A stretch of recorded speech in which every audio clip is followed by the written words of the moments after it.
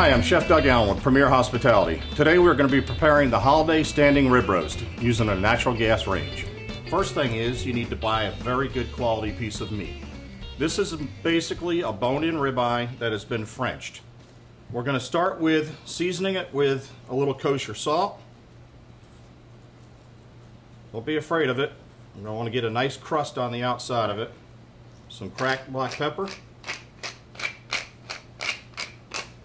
Then we're going to put down a thin layer of mustard. I prefer to use a grain mustard. It's got a better flavor. It stands up better to the meat. A layer on there. This also helps hold on the herbs while you're roasting it. Okay? Here we go. We're going to put the herbs on.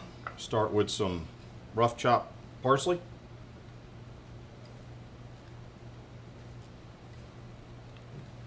Some rough chopped rosemary.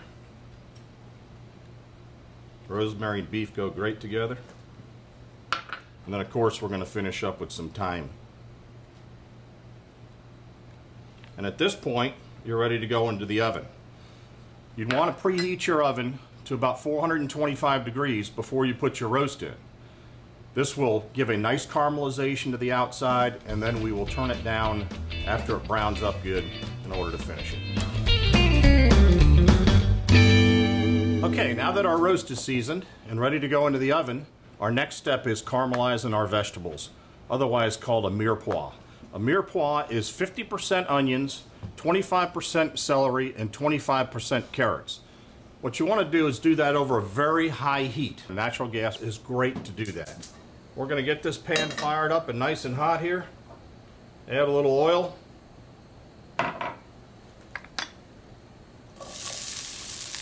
Add our onions to get started with so that those sugars start caramelizing. Carrots and celery.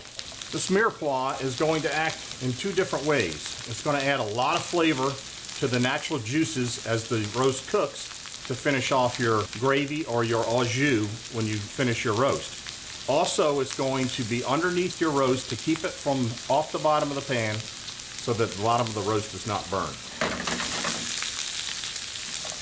This process of caramelizing the vegetables will take approximately 10 minutes. Using a natural gas cooktop when caramelizing your vegetables does two things. It gives you a very high heat that sears in the juices to your vegetables and gives you great caramelization, and also gives you an even distribution around your pan so that some don't burn and some don't cook in the center.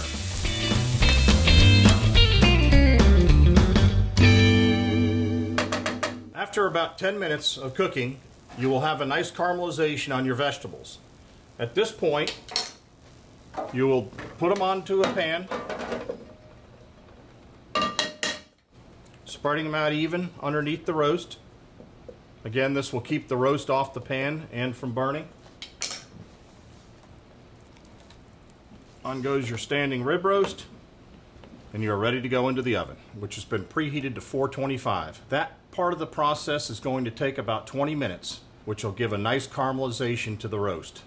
After 20 minutes, the oven will be reduced to 250 to finish the roast.